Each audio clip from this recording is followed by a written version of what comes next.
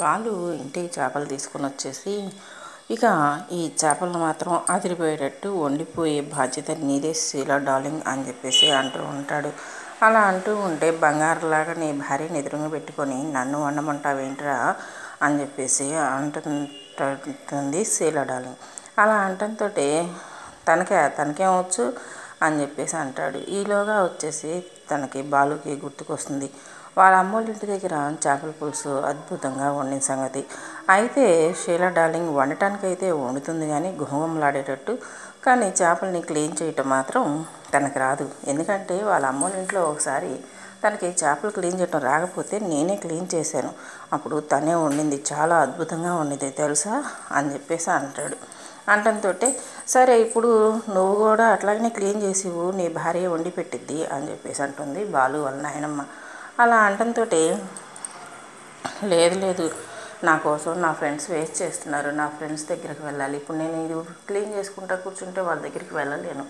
ఇప్పుడు నేను వాళ్ళ దగ్గరికి వెళ్ళాలి, కాసేపు కాలక్షేపం చేసాడు. నేను వచ్చేసరికల్లా గుమగుమలాడేటట్టు వండి ఉంచాలి.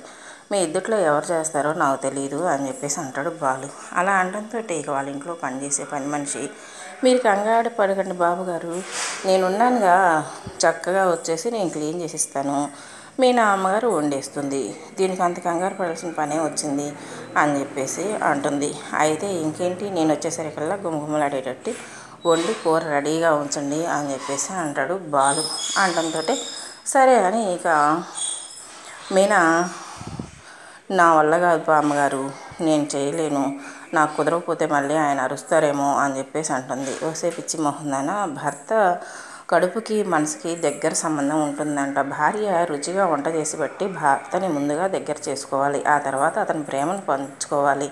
అంతేగాని నేను వండను నేను పెట్టను అంటావేంటి? ఆల్రెడీ ఒకసారి నీ భర్త నిన్ను పొగిడాడు కదా, ఇలా చేసింది చాలా బాగుంది అని. దానికి మించి ఇంకొంచెం చెయ్యి, ఇంకేంటి ఆలస్యం, పద మొదలు పెడదాం మనవరాలా అని చెప్పేసి అంటుందంటే, సరే అమ్మమ్మ గారు, మేమే ధైర్యంతో మొదలు పెడుతున్నాను అని చెప్పేసి అంటుంది. మరేం పర్వాలా, చక్కగా చేస్తావు, నీకేం మా బంగారు తల్లివి అంటూ ఇక పని మనిషి క్లీన్ చేసి ఇస్తే సరే అని ఇక మీనా వంట చేయడం మొదలుపెట్టేసింది. వంట గుమగుమలాడిపోతూ మంచి సువాసన వెదజల్లుతూ ఉంటే బామ్మగారు అంటుంది, చాలా బాగా చేసావమ్మా, వాసన చూస్తేనే అద్దరిపోతున్నట్టుంది, రుచి నోట్లో నీళ్ళు ఊరిపోతున్నాయి తెలుసా అని చెప్పేసి అంటుంది. అవునా బామ్మగారు, ఈయన ఏ టైంకి వస్తాడో ఏమో అని చెప్పేసి అంటే, ఏ టైంకి వస్తాడో ఏమో ఏంటి, వెళ్ళి పిలుచుకొచ్చి పెట్టు అని చెప్పేసి అంటుంది. వెళ్ళి పిలుచుకొచ్చి పెట్టేది, ఈ ఊరు నాకు కొత్త, ఆయన ఎక్కడ ఉంటాడో ఏమో నాకెట్లా తెలుస్తుంది, కనీసం దారులు కూడా నాకు తెలియవు బామ్మగారు అంటే, ఈ ఊర్లో పనికి మాలిన వాళ్ళందరూ కూడా పెద్దదోవ చెట్టు అని ఒకటి ఉంటుంది రచ్చబండ అని, ఆ రచ్చబండ దగ్గర కూర్చొని వ్యవహారాలు చేస్తూ ఉంటారు. నువ్వు దారిలో ఎవరిని అడిగినా కూడా రచ్చబండ ఎక్కడా అని ఎవరైనా చెప్తారు, వెళ్ళి పిలుచుకొని రా, నువ్వు వెళ్ళి పిలుచుకొని వస్తేనే వాడు దారికి వస్తాడు సరేగా అని చెప్పేసి అంటుందంటే, సరే బామ్మగారు అంటూ మీనా వెతుక్కుంటూ వెళ్తుంది. అలా వెతుక్కుంటూ వెళ్ళేసరికల్లా దారిలో ఒక అతను తాగి తూలుతూ వస్తూ ఉంటాడు. అలా తాగి తూలుతూ వస్తూ ఉంటే ఇంకొక అతనికి సైకిల్ గుద్దుకోనేసరికల్లా, కళ్ళు నెత్తిన పెట్టుకొని నడుపుతున్నావురా బండి, అంత ఎక్కువ తాగకపోతే ఏం వచ్చింది అని చెప్పి తిట్టుకుంటూ ఉంటే, అన్నయ్య తాగిన వాళ్ళకి దండేసి దండం పెట్టాలన్నాయి, వాళ్ళు ఈ లోకాన్ని ఎంత ఉద్ధరిస్తున్నారో తెలుసా అని చెప్పేసి అంటూ బాలు హితబోధ చేస్తాడు. ఆ తాగిన రోజుకి ఎంత సంపాదిస్తావంటే, రోజుకి నేను 1000 రూపాయలు సంపాదిస్తాను అని చెప్పేసి అంటాడు. నీ 1000 రూపాయలు కాస్త తాగడానికే సరిపోతాయి కదరా, ఇంట్లో పిల్లల్ని ఏం పెట్టి పోషిస్తావు, చక్కగా 300 తాగు, మంచి బీరు కొనుక్కొని దాంట్లోకి క్యారెట్ ముక్కలు, బీట్రూట్ ముక్కలు, లేదా కొంచెం శనగిత్తనాలు ఇట్లాంటివి నంచుకొని తిను, 700 ఇంట్లో పిల్లలకి ఇవ్వు, వాళ్ళు కూడా బతకాలి కదా మనల్ని నమ్ముకొని వచ్చినందుకు. ఇంట్లో పిల్లల్ని బాధ పెడుతూ 1000 రూపాయలకి తాగేస్తే నిన్ను ఎవడొద్దరిస్తాడ్రా అని చెప్పేసి అంటూ అతనికి హితబోధ చేసి పంపిస్తాడు. అతనికి హితబోధ చేస్తూ ఉంటే మీనా అయితే కళ్ళార్పకుండా అలాగే చూస్తూ ఉండిపోతుంది. వాళ్ళు ఫ్రెండ్స్ దగ్గర కూర్చొని గీతోపదేశం చేస్తూ ఉంటాడు. భార్యలు అంటే అలా వేయించుకొని తింటారు, ఇలాంటి భ్రమరాక్షసులు, పెళ్ళాన్ని మాత్రం నమ్మకూడదు, జీవితంలో బుద్ధుండోడు ఎవడైనా సరే పెళ్లి చేసుకోకూడదు అంటూ హితబోధ చేస్తూ ఉంటే మీనా వెనకమాల నిల్చొని, సరేలే కానీ ఇక పద ఇంటికి వెళ్దాం అని చెప్పేసి అంటుంది. ఈ గొంతు ఎక్కడో ఉన్నట్టుంది అంటే, ఈ గొంతు విన్నట్టే కదా, వెనక్కి తిరిగి చూడు కనపడుతుంది కూడా అని చెప్పేసి అంటుంది మీనా. చూసేసరికి ఏంటి నువ్వు ఇలా వచ్చావు అంటే, ఇంటికి పద భోజనం చేద్దు కానీ అంటుంది. నేను రాను, నువ్వు పిలిస్తే నేను రావాలా అని చెప్పేసి అంటాడు. నేను పిలిస్తే నువ్వు రానక్కర్లేదు, బామ్మగారికి చెప్తాను అని చెప్పినతో అక్కడి నుంచి మాయమైపోతాడు. బాలు. ఏంట్రా ఎంతసేపు మనకి గీతోపదేశం చేసి కృష్ణుడు చేసినట్టు ఇప్పుడు పెళ్ళవరంగలు ఎత్తుడుని పోయాడు అంటే శ్రీకృష్ణుడు అంతటి వాడే సత్యభామకి దాసోహం అయ్యాడు. ఇక వీడంతా మనం అనుకోవటానికి కాకపోతే అనుకుంటూ ఉంటారు. వీళ్ళు అట్లా అనుకుంటూ ఉండగానే పూలగంపారా వెళ్దాం, ఇంకా ఏంటి అక్కడే నిల్చున్నాం అంటంతో ఇక మీనా కూడా బాలు వెనుకడితే పోతూ ఉంటుంది. అలా ఇద్దరు గిల్లిగజ్జలు పెట్టుకుంటూ ఇంటికి వెళ్తూ ఉంటారు. దారిలో ఏంటి మూతి ముడుచుకున్నావు అంటే నా ఫ్రెండ్స్ ముందు నా పరువు తీసావా, నేను ఇంకా వాళ్ళ ముందు ఎంత బిల్డప్ పుట్టానో తెలుసా, ఇప్పుడు దాకా నువ్వు వచ్చి నా పరువు అంతా తీసావు అంటే ఇప్పుడు వెళ్ళి చెప్పనా నీ పరువు నిలబెట్టమని అని చెప్పంటే ఏం వద్దులే దద్దమని చేసింది కాక ఇప్పుడు వేరే దద్దమని చేద్దాం అనుకుంటున్నావా, అవసరం లేదంటూ ఇద్దరు కలిసి ఇంటికి వెళ్తారు. అరే నీ పిల్లం ఎంత బాగా వండిందో వంట ఒకసారి రుచి చూడరా అని చెప్పేసి అంటుంది. బామ్మగారు సరే అని చెప్పేసి అంటంతో భోజనం దగ్గర కూర్చోగానే చేపల పులుసు గిన్నె తీసుకొని వాసన చూసి మీనా డార్లింగ్ నువ్వు తొందరపడి తాత దగ్గరికి వెళ్ళిపోతే నాకు ఇంత రుచిగా వంటలు ఎవరు చేసి పెడతారు అని చెప్పేసి అంటాడు. బాలు అవన్నీ చేసింది ఏం కాదురా బడవ మీ ఆవిడ చేసింది అంటంతో చాలా అద్భుతంగా చేసింది, భలే మంచి వాసన వస్తుంది అవునా అనుకుంటూ బాలు కలుపుకొని తినబోతూ ఉంటే అరే అరే ఆగరా కాస్త ఒక ముద్ద కలిపి నీ భార్యకి నోట్లో పెట్టరా, అంత ప్రేమగా నీ మీద ఉండేదే అంటంతో సరే అని ఇక బాలు పెడతాడు. నువ్వు కూడా పెట్టమ్మా మీనా అంటంతో మీనా కూడా బాలు నోట్లో అన్నం పెడుతూ ఉంటుంది. అనగనగా ఒక ఊర్లో శనగల వ్యాపారి ఉండేవాడు. అతను రోజు శనగలు అమ్ముకోవడానికి పట్నం వెళ్ళేవాడు. వాళ్ళు అట్లా శనగలు అమ్ముకోవడానికి పట్నం వెళ్ళాలంటే వాళ్ళ ఊరికి పట్టణానికి అడ్డంగా కృష్ణా నది ఉంటుంది, అంటే ఏరు ఉంటుంది. ఆ ఏరు దాటిపోయి శనగలు అమ్ముకొని రావాలి. అయితే తను అట్లాగనే ఒకరోజు శనగలు అమ్ముకోవడానికి బయలుదేరి శనగల మూటలు తీసుకొని ఏటి ఒడ్డున పెట్టుకొని పడవ కోసం ఎదురు చూస్తూ ఉంటే ఆ సమయంలో పెద్ద గాలి వర్షం వచ్చి శనగలన్నీ తడిసిపోతాయి, ఉబ్బిపోతాయి.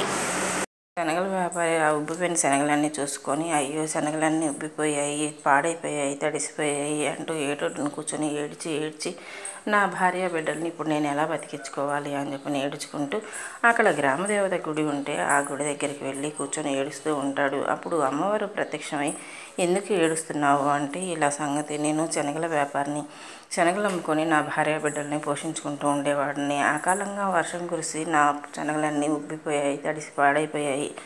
ఇప్పుడు నా భార్య బిడ్డల్ని ఎలా పోషించుకోవాలో నాకు అర్థం కావట్లేదు అని చెప్పేసి అంటాడు. అంటే ఇక అప్పుడు ఆ అమ్మవారు అతని మీద కరుణించి నేను నీకు ఒక ఉపాయం చెప్తాను, ఆ ఉపాయం ప్రకారం ధర్మబద్ధంగా నడుచుకుంటే ఎప్పటికైనా కూడా నిలబడతావు, లేదంటే ఆ క్షణమే మొత్తం ఆగమైపోతుంది అని చెప్పేసి చెప్తుంది. సరే అమ్మ నీ దయ వల్ల అలాగనే చేస్తాను అని చెప్పేసి అంటాడు. ఆ అమ్మవారు ఒక గంటనైతే ఆ శనగల వ్యాపారికి ప్రసాదిస్తుంది. గంట కొట్టినప్పుడల్లా అతనికి కావాల్సిన ధనం వస్తూ ఉంటుంది. అతనికి కావాల్సిన ధనం నీకు సరిపడా తీసుకొని తర్వాత ఆ గంట మళ్ళీ జాగ్రత్తగా దాచిపెట్టుకుంటూ ఉండేవాడు. అలా కొంతకాలం గడిచిన తర్వాత ఆ గంట ఎవరికీ తెలియకుండా దేవుడి గుట్లో పెట్టుకునేవాడు. అతను కొడితే మాత్రమే దాంట్లో నుంచి డబ్బులు పడతాయి, ఇంకెవరు కొట్టినా కూడా డబ్బులు పడవు. అలాగనే అతను దాచిపెట్టుకొని ఇక బాగా కొన్ని రోజులు పోయిన తర్వాత ధర్మబద్ధంగా సంపాదించిన సంపాదనతో ఒక పెద్ద ఇల్లు కట్టుకుంటాడు. పాత ఇల్లు అంతా క్లీన్ చేసే సమయంలో ఆ దేవుడి గుట్లో ఉన్న గంట, ఇంట్లో ఉన్న పాత సామాను అన్నీ భార్య పాత సామాను కొని అతను వస్తే అతనికి వేస్తుంది. అయితే ఈ వ్యాపారి ఆ సమయాన పొరుగురు వెళ్తాడు. ఇక్కడ గంట ఉండాలి ఏది అని ఇంటికి వచ్చిన తర్వాత అడుగుతాడు. అడగటంతో పాత సామాను అతనికి వేసానండి ఏం చేసుకుంటావు అది అని చెప్పేసి అంటుంది. అయ్యో అయ్యో ఎంత పని చేసావే అని చెప్పేసి అని ఎక్కడ ఎవరికమ్మావు, ఈ ఊరు అతనేనా పొరుగురు అతనా అని అడుగుతాడు. ఈ ఊరు అతనేనండి అంటంతో ఎక్కడ వాళ్ళ ఇల్లు ఏం కనుక్కున్నావా అంటే మనకి ఎప్పుడు వచ్చే అతని అని చెప్పడంతో అతని దగ్గరికి వెళ్తాడు. ఇక ఆ శనగల వ్యాపారి మా ఆవిడ పాత సామాను వేసిందంట నీకు, ఏది ఆ సామాను అని అడుగుతాడు. నేను ఆ సామాన్ అంతా అక్కడున్న పెద్ద ఆయనకి అమ్మేశాను, అతను కావాలంటే ఊరు పెద్దకి అని చెప్తాడు. ఊరు పెద్ద దగ్గరికి వెళ్ళి పెద్దయ్య గారు పాత సామాను అతను పాత సామాను అమ్మాడంట నీకు, ఆ సామాన్లో నాకు ముఖ్యమైన వస్తువు ఒకటి ఉంది, మా పూర్వీకులు ఇచ్చిన వస్తువు అది అని చెప్పేసి అంటాడు. ఏంటి ఆ వస్తువు అంటే చూయించండి నేను చెప్తాను అంటాడు. సరే అని ఆ ఊరు పెద్ద కొన్న సామాన్ అంతా తీసి బయట పెట్టి చూపిస్తాడు. గంట తీసుకొని ఇదేనండి నాది అని చెప్పేసి అంటాడు. ఈ గంటే కంపల్సరిగా అని చెప్పేసి ఎందుకు అంటున్నావు, ఈ గంట నీది కాదు నాది అంటాడు. లేదు ఇది నాదే అని చెప్పేసి అంటాడు.